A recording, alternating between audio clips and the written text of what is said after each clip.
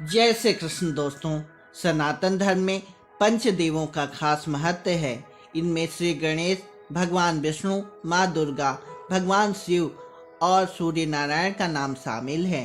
मान्यता है कि सतयुग तक इन सभी देवताओं के आसानी से दर्शन हो जाते थे, लेकिन जैसे जैसे समय बदलता गया ये देव अदृश्य हो गए।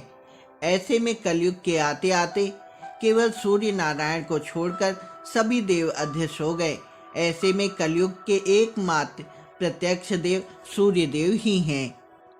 सूर्य भगवान को सनातन पौराणिक कथा के अनुसार ब्राह्मण की आत्मा माना गया है। ऐसे में माना जाता है कि रविवार को सूर्य देव की पूजा से सभी मनोकामना पूर्ण होती है। माना जाता है कलयुग में एकमात्र प्रत्यक्ष देव सूर्य देव की उपासना से स्वास्थ्य, ज्ञान, सुख, पद, सफलता, प्रसिद्धि आदि की प्राप्ति होती है।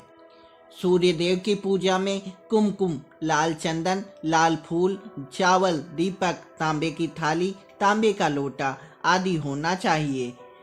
वहीं इनके पूजन में आवाहन और आसन की जरूरत नहीं होती। मान्यता के अनुसार उगते हुए सूर्य का पूजन उन्नति कारक होता है। इस समय निकलने वाली सूर्य की किरणें सकारात्मक प्रभाव बहुत अधिक होता है, जो कि शरीर को स्वास्थ्य लाभ पहुंचाती है। सूर्य पूजन के लिए तांबे की थाली और तांबे का लोटा उपयोग किया जाता है। लाल चंदन, लाल फूल की व्यवस्था करें। एक दीपक ले, लोटे में जल लेकर उसमें एक चुटकी लाल चंदन का पाउडर मिला लें।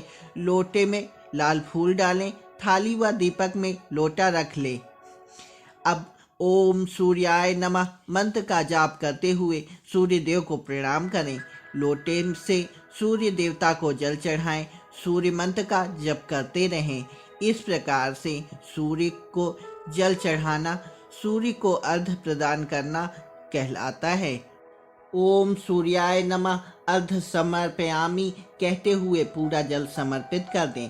अर्घ्य समर्पित करते समय नजरें लोटे के जल की धारा की ओर रखें। जल की धारा में सूर्य देव का प्रतिबिंब एक बिंदु के रूप में जल की धारा में दिखाई देगा। सूर्य को अर्घ्य समर्पित करते समय दोनों भुजाओं को इतना ऊपर उठाएं कि जल की धारा के बीच सूर्य देव का प्रतिबिंब दिखाई दे। सूर्य देव की आरती करें, 7 प्रदक्षिणा करें व हाथ जोड़कर प्रणाम करें। भारत के सनातन धर्म में 5 देवों की आराधना का महत्व है। आदित्य, गणनाथ, देवी, रुद्र और केशव। इन 5 देवों की पूजा करने से सब कार्य सिद्ध हो जाते हैं। इनमें सूर्य ही ऐसे देव हैं जिनको दर्शन प्रत्यक्ष रूप से होता है। सूर्य के बिना हमारा जीवन नहीं चल सकता। सूर्य की किरणों से शारीरिक और मानसिक रोगों का निवारण मिलता है।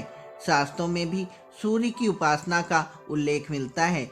सूर्य की उपासना की प्रमुख बात यह है कि व्यक्ति को सूर्योदय से पूर्व उठ जाना चाहिए।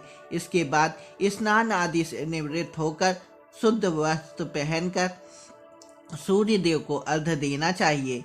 माना जाता है कि सूर्य के सम्मुख खड़े होकर अर्घ्य देने से जल की धारा के अंतराल से सूर्य की किरणों का प्रभाव शरीर पर पड़ता है। उससे शरीर में विद्यमान रोग के कीटाणु नष्ट हो जाते हैं और व्यक्ति की शारीरिक ऊर्जा का संचार होने लगता है और सूर्य की तेज रश्मियों की शक्ति आती है। अर्घ्य 2 प्रकार से दिया जाता है।